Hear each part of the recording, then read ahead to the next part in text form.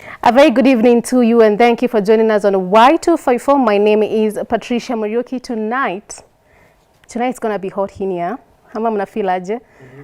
I already feel the hotness. So tonight we're talking about male involvement in contraception. For the longest time, it has been a conversation only targeted, or a conversation that we have revolving around women. But tonight we just try to see how can men get involved in family planning, because at the end of the day it takes two to tango. So if as a man you want 2 children, you should not leave the burden only to your partner, that they're the ones who are supposed to make sure that it's the 2 children, not 3 or 4 or 5.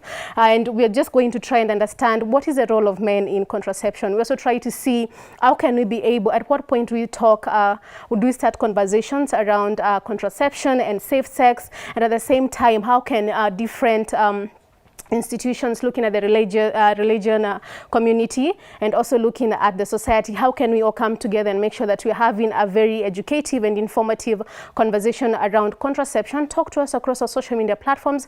That is at Y254 channel. You can also reach me at Patricia Muriuki. And introducing the manual, I'm calling it the manual because we're talking about men issues. We're also talking to some amazing men. So we are talking tonight to Peter Ngure, who is a founder of Pathways Policy Institute. He also deals with a lot of reproductive health work.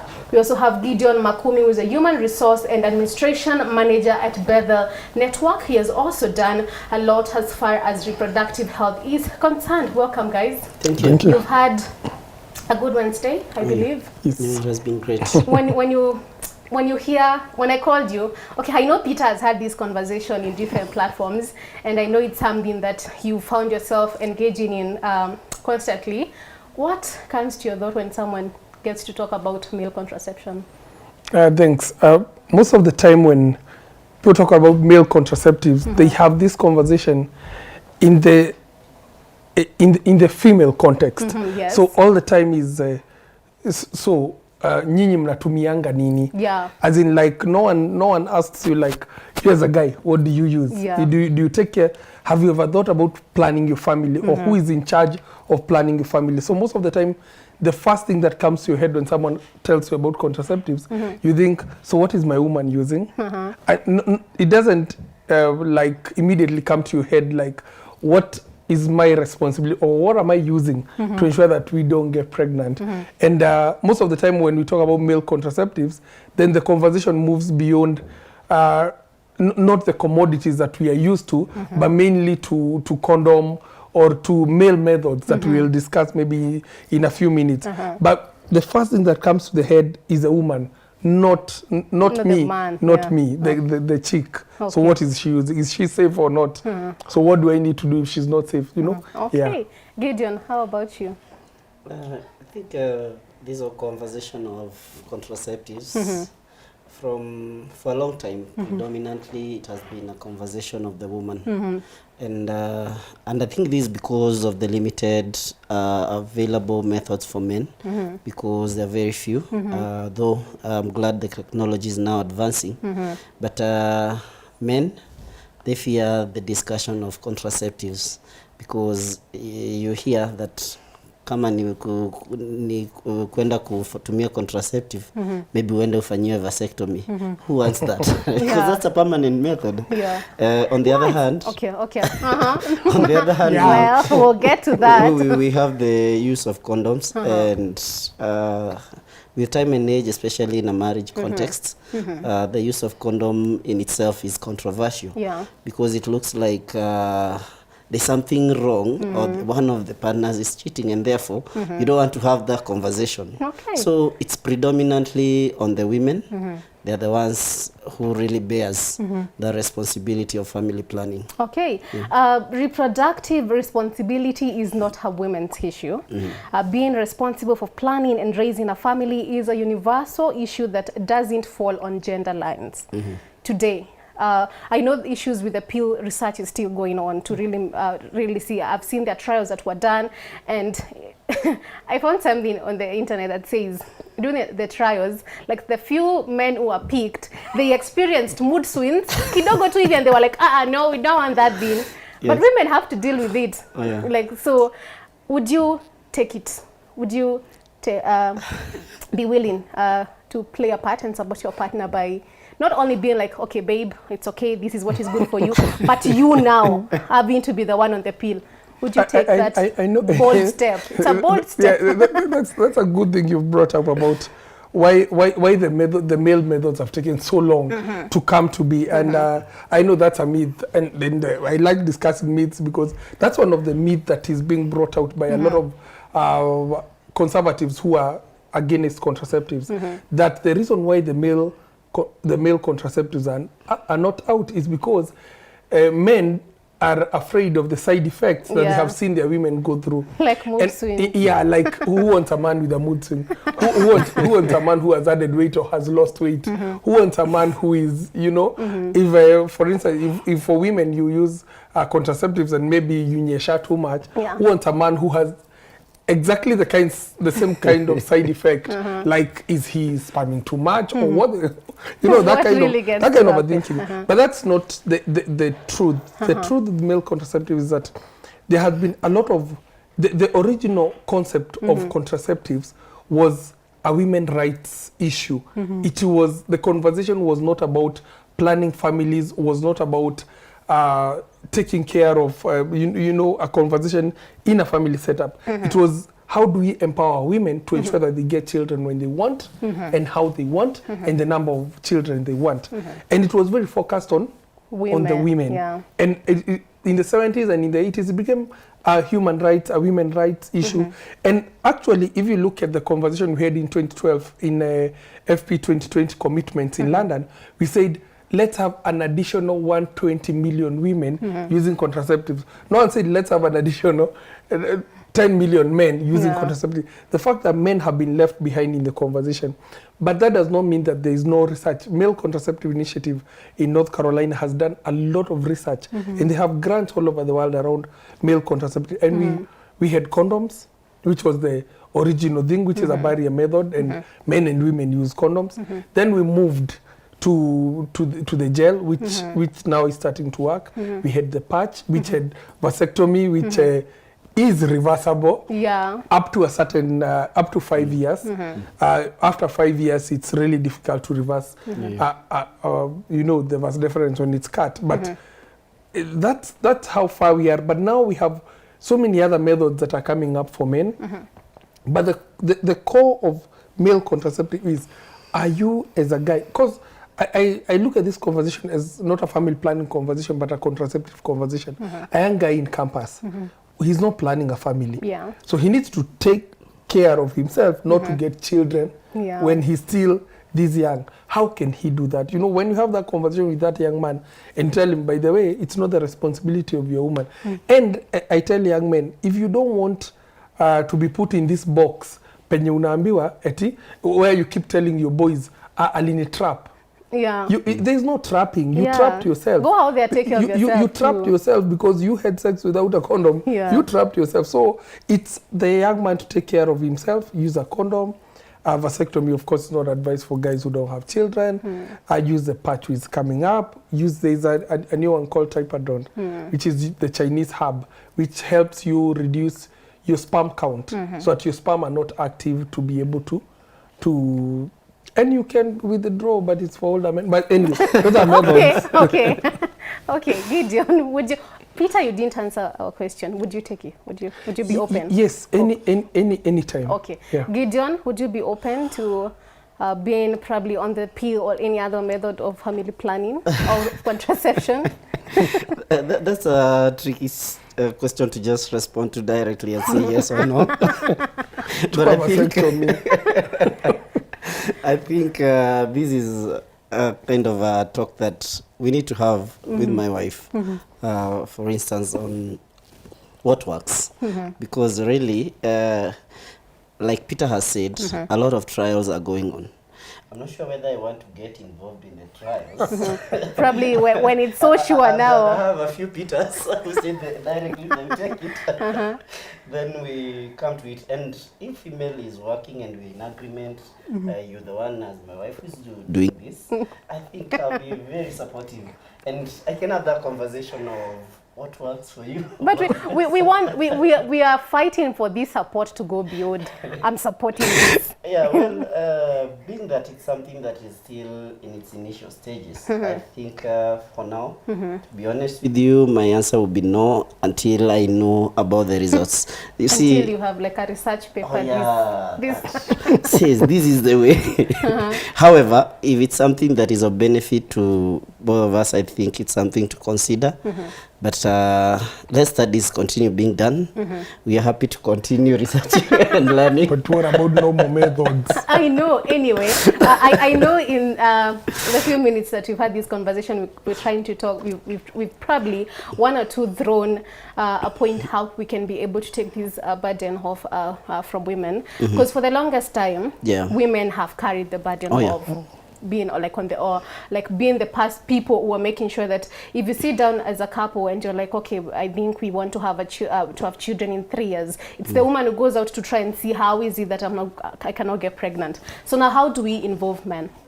Because tonight we're trying to see how do we involve men in that. How do we convince them that these support you can give more than just saying, okay babe, uliendea sindano. Because I really would like us to get to that point, Gideon. Well, I think how I see it, and I'm happy because nowadays it's something that is common in a marriage setup, and allow me to speak within that limit because I'm in it already. I realize that right now it's very, very important, even for instance when your wife is expectant, to go with them even for the clinics, because there's a lot of information that is given to them, and for us men we end up missing it out because we think the responsibility of a child is solely on the woman. Mine is to provide. After that, whatever happens to the baby, it is her responsibility.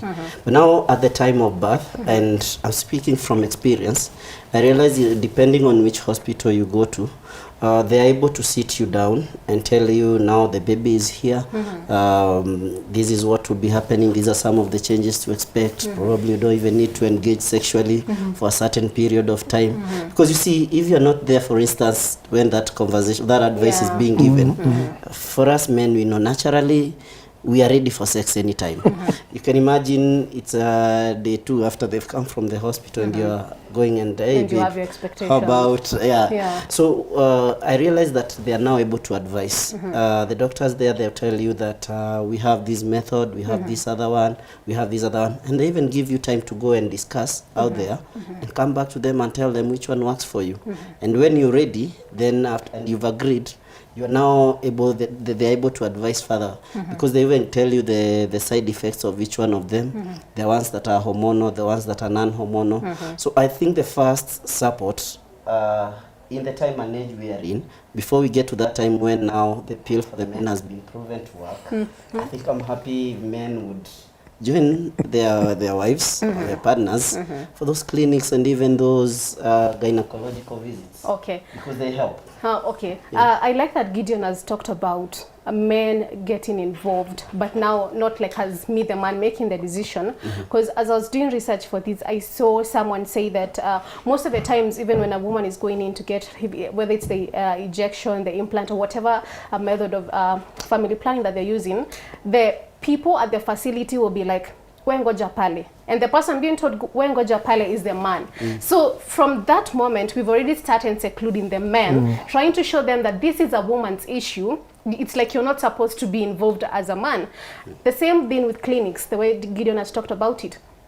We don't, you go to the clinic, there's a queue, maybe you'll be told, wewe ngoja pale kando. So how now do we also send the message to different facilities, to different health practitioners, to understand that when you're giving this talk about contraceptive to the women, please also try find a way on how you can involve the men. Peter.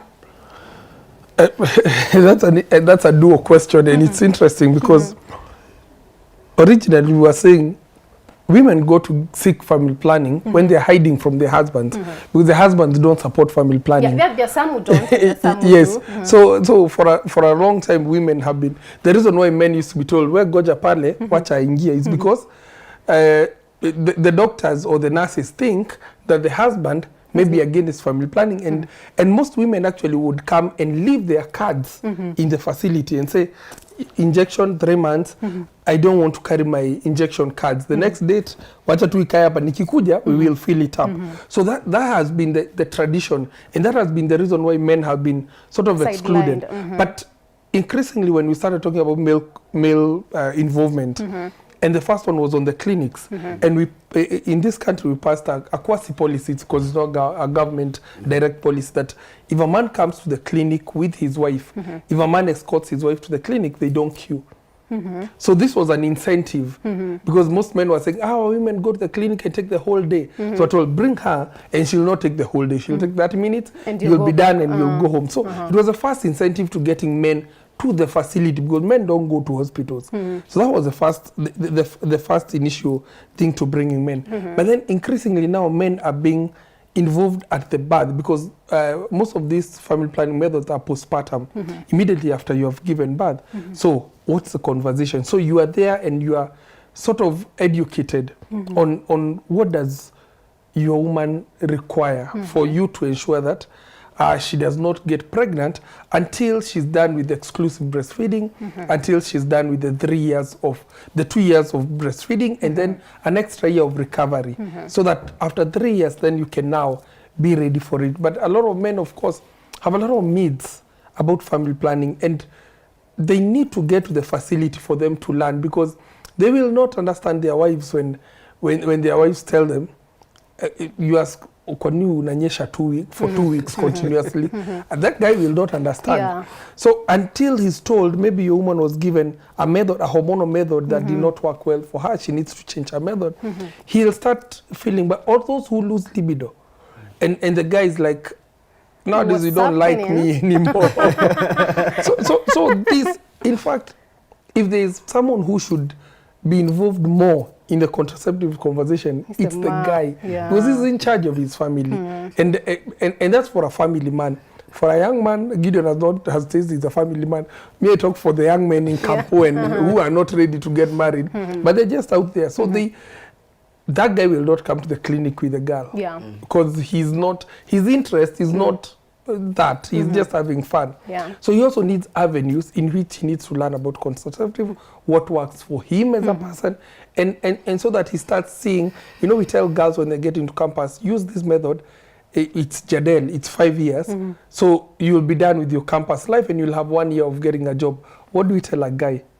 Because he has no method that can last him 5 years, so that he's done with campus. So we need to really encourage facilities, policymakers to have a different approach to involving men and young men. So according to some statistics, among the 1.9 billion women of reproductive age group, that is of 15 to 49 years, worldwide in 2019, 1.1 billion have a need for family planning. Of these, 842 million are using contraceptive methods, and 270 million have an unmet need for contraception. This now brings me to the question, have we invested enough? Do you feel we've invested enough as a country as far as family planning is concerned? Have we gone into getting probably making sure that we have good research? Because you hear people talking about the long-term effects of the contraceptives. You hear some you can be on a contraceptive and you still get pregnant. So have we invested enough, Gideon, as a country in family planning? I'll say that we are somewhere compared to a few years ago, the 80s, the 70s. Right now we are where we are. I think we are around 56 penetration of the family planning.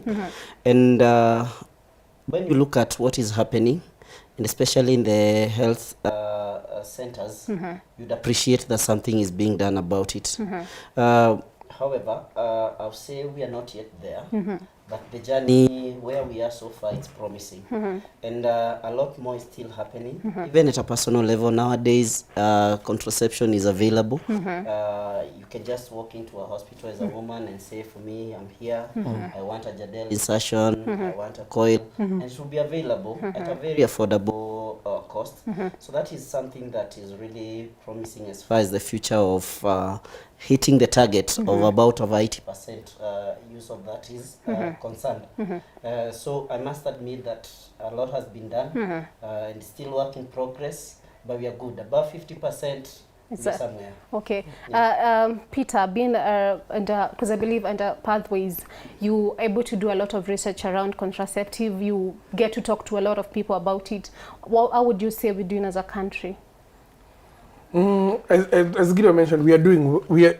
We are doing okay because what we need to reduce, I'm glad you brought out that statistics. What we need to reduce is the unmet need for family planning. Unmet need for family planning means women who want to use family planning but cannot get it because either they can't access it, they can't afford it, they don't have the right choices, and it's not equitable, so they can't find it in the places where they would want to get.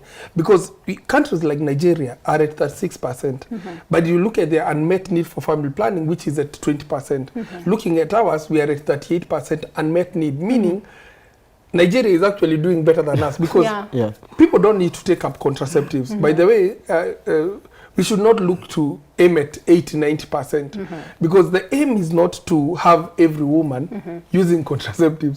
The aim is to ensure that when a woman wants to have contraceptives, they can have it. And our biggest challenge as a country has been first domestic investments into family planning. Our commodities have been donor driven 100%. We've been having DFID, UNFPA, USAID, KFW giving us commodities of about our budget for contraceptives in 2018-2019 was about 2.1 billion shillings, and Kenya invested only 800 million. Donors invested more than $1 billion in our, and as we move towards the journey for self-reliance around contraceptives, if Kenya does not invest in commodities, in buying family planning, and they're not cheap.